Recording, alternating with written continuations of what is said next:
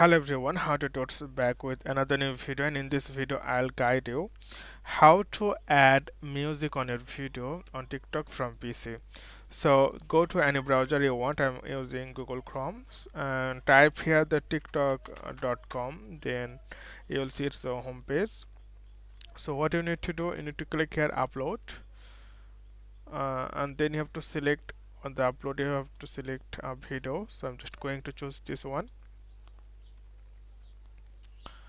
and then you have to add caption here, and then you can see, okay, I'm just going to write something beautiful,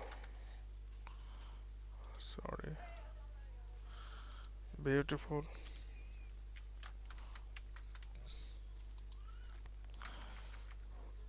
beautiful teacup, and scroll down, or you can see edit video. Once you click edit video, then add sound, simply click add sound, then here you'll get a lot of sound here. So simply tap use, then you can see it's will be added on your timeline, this one, and then save edit. So the music added here, you can see music is added here. So okay friend, today's no more, and see you the next video.